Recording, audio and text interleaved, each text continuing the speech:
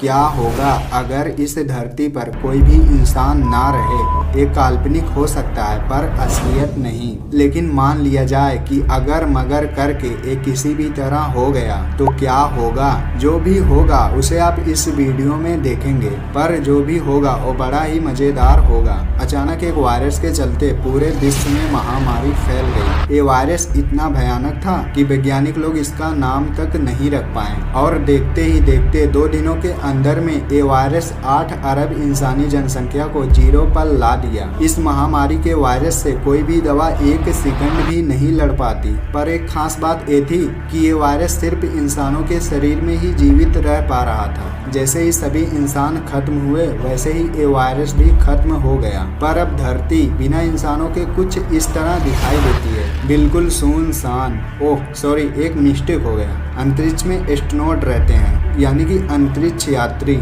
जो कि यहीं धरती से गए हैं, लेकिन वो लोग जीवित हैं क्योंकि वहां तक ये वायरस नहीं पहुंच सका है। मतलब कि इंसान नामक प्राणी अभी भी जीवित हैं, लेकिन कुछ दिनों के अंदर में वो लोग भी मर जाएंगे, क्योंकि वो लोग जिस खाने को खाते हैं वो इसी धरती से भेजा जाता है। लेकिन अब धरती पर उनके सिग्नल का कोई रिप्लाई करने वाला नहीं है, तो खाना कौन भेजेगा।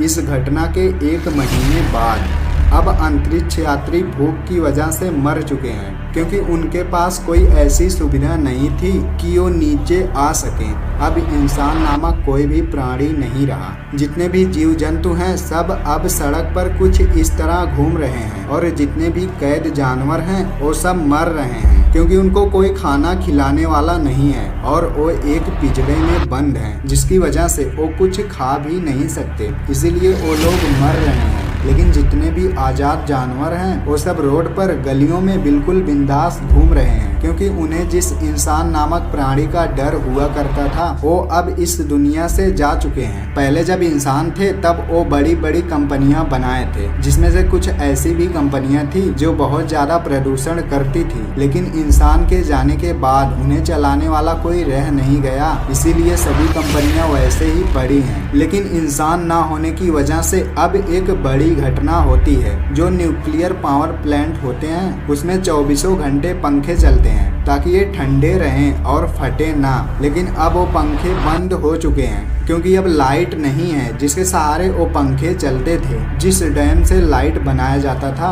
वहाँ पर कोई ना कोई हमेशा रहता उसे ऑपरेट करने के लिए, लेकिन जब अब इंसान ही नहीं रहे तो उसे कोई चलाने वाला भी नहीं रह गया। इसी वजह से वो बंद हो चुके हैं, और इसका प्रभाव उन न्यूक्लियर पावर प्लांट पर भी बहुत गहरा पड़ा है, क्योंकि अब जब डैम ही बंद हो चुका है तो उन पंखों को चलने के लिए लाइट कहाँ से मिले। अगर मान लो इंसान होते तो डैम बंद होने के बाद भी कोई ना कोई जुगाड़ कर लेते, लेकिन अब बिना फैन चले न्यूक्लियर पावर प्लांट के अंदर रखी हुई चीजें ठंडी नहीं हो सकती, जिसकी वजह से वो गर्म होने लगे हैं, और ओवर हीटिंग की वजह से वो फट गए। इस विस्फोट से उसके अंदर के सभी रेडियो एक्टिव पदार्थ बाहर आने लगे। ये बिल्कुल यूक्रेन के चेरनोबिल प्लांट इंसिडेंट जैसा है। इस विस्फोट के अंदर से रेडियो एक्टिव के कण हवा में काफी तेजी मात्रा के साथ फैलने लगे। इसके चपेट में जितने भी जानवर आ रहे थे सबका भयानक रूप से मौत हो जा रहा था। इस तरह का न्यूक्लियर प्लांट जहां पर भी था सब जगह का विस्फोट कर चुका था। जैसे हरियाणा,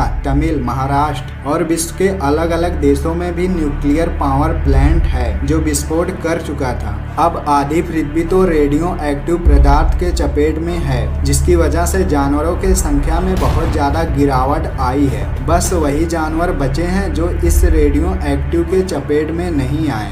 इंसानों द्वारा बनाया गया बांध जिससे बारिश का पानी रोका जाता था वो अब टूट रहा है, क्योंकि जब इंसान थे तब वे लोग उसे नहरों में छोड़ देते थे जिससे खेती किया जाता था, लेकिन अब उस बांध को कोई खोलने वाला नहीं है जिससे पानी को अलग अलग नहरों में छोड़ा जा सके। इसीलिए पानी ज़्यादा होने की वजह से बांध टूट रहे हैं, जिससे उसके आसपास के शहर गांव सब डूब रहे हैं। 1 साल बाद जितने भी शहर और गांव पानी में डूब रहे थे सब अब सूख चुके हैं, क्योंकि जितना भी पानी था सब इधर उधर कट के नदियों और समुद्रों में चला गया है, और जो पानी किसी गड्ढे में जमा हुआ था वो भाप बनकर ऊपर चला गया।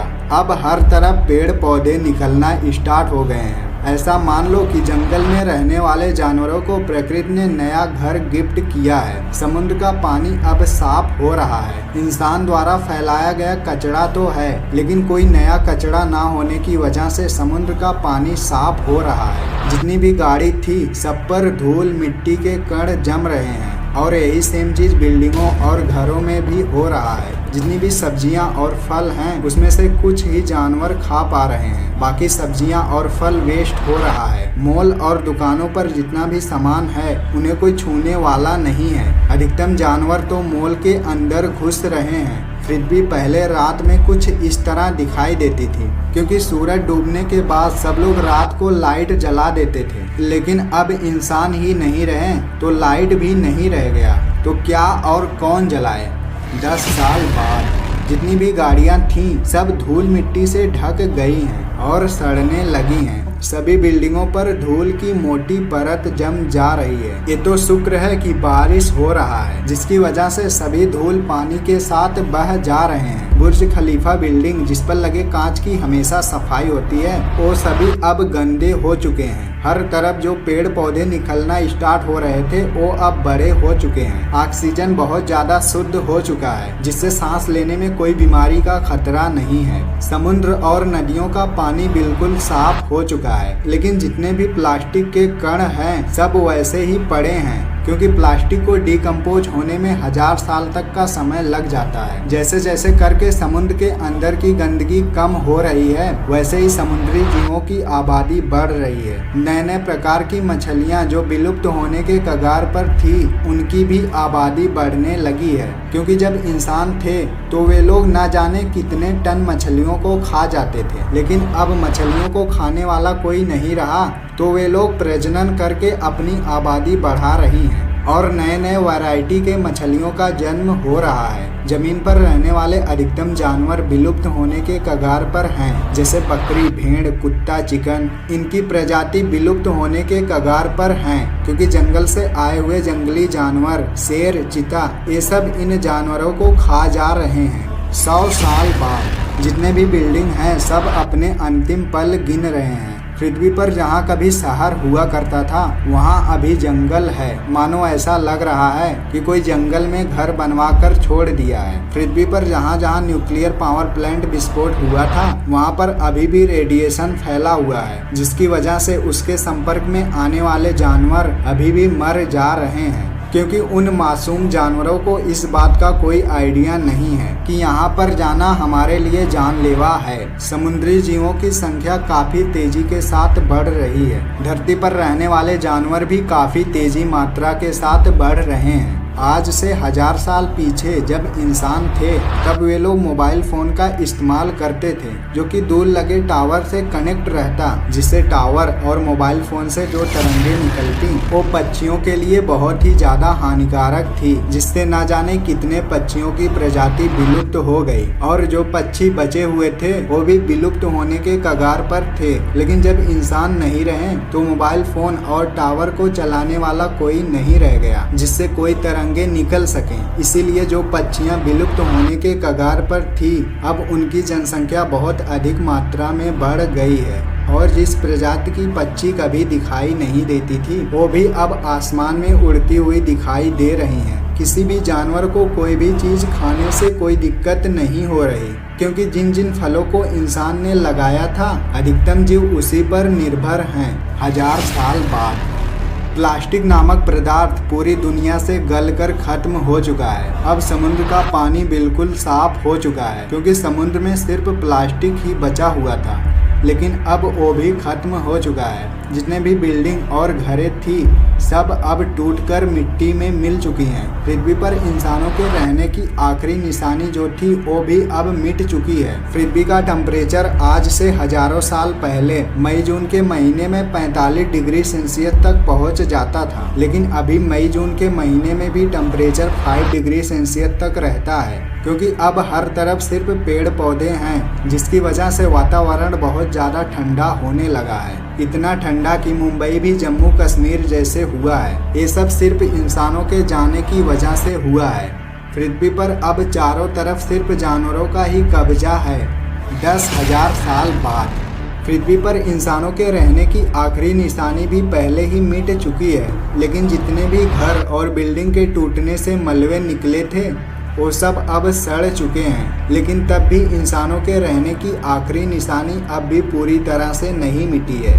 अब वातावरण अपना रूप बदल रहा है, जिसकी वजह से इस बदलते वातावरण को जानवर सहन नहीं कर पा रहे हैं। लेकिन जो जानवर इस वातावरण के हिसाब से अपने शरीर को ढाल रहे हैं वो आराम से जीवित रह रहे हैं। 1 लाख साल बाद न्यूक्लियर पावर प्लांट के विस्फोट से जो रेडिएशन निकल रहा था वो सब अब शांत हो चुका है। मतलब रेडियो एक्टिव पदार्थ की पावर अब खत्म हो चुकी है। अब उस जगह पर भी जीवन की उत्पत्ति होने लगी है, नए नए पेड़ पौधों का जन्म होने लगा है। अब वहाँ पर भी जानवर अपना घर बनाने लगे हैं। पृथ्वी अब इतनी ज़्यादा स्वच्छ हो चुकी है कि जितना आप दीपावली के दिन अपने घर को करते हैं, अगर कल्पना करो कि इस वक्त का नज़ारा हम आपको देखने को मिलता तो कितना मज़ा आ जाता, वो तो आपको ही पता चल सकता है। 10 लाख साल बाद अब जितने भी जानवर थे सब विलुप्त होने लगे हैं। मतलब हमेशा के लिए नहीं गायब होने लगे हैं, सिर्फ उनके बॉडी में बदलाव हो रहा है। जैसे आपने बायोलॉजी में पढ़ा होगा कि डायनासोर का किस तरह से बदलाव हुआ था, बिल्कुल उसी तरह सभी जीवों का बदलाव हो रहा है। इसे अब हम कल्पना के जरिए समझ भी नहीं सकते कि किस तरह का बदलाव होगा। क्या पता शेर घोड़े की तरह लंबा हो जाए और खरगोश चूहे की तरह छोटा, इसका तो हमें कोई आइडिया नहीं है। लेकिन जो चीज़ आप समझ सकते हैं वो बंदर और भालू हैं, क्योंकि इन दोनों की संरचना सेम इंसानों से मैच करती है। अगर शायद ऐसा हो जाए कि इन दोनों में से किसी एक का बदलाव हो जाए और ये इंसान जैसे दिखने लगे, तो धीरे धीरे करके इनके पास भी शायद समझने की क्षमता हो जाए और ये भी अलग अलग चीज का आविष्कार कर सकें। ये तो बिल्कुल उसी तरह होगा जिस तरह हम इंसानों की थ्योरी फेमस है। अब इसका कुछ कहा नहीं जा सकता, ये हो भी सकता है नहीं भी। अब कुछ बोलने से पहले इस कल्पना से बाहर चले आओ। हम लोग बात ही बात में कहाँ तक पहुँच गए। अब खैर इन सब बातों को छोड़ो, अगर वीडियो यहाँ तक देख लिए हो तो एक लाइक जरूर कर दो। वैसे एक ही लाइक तो होता है, उसे कर दिया करो और चैनल को तो सब्सक्राइब जरूर करना।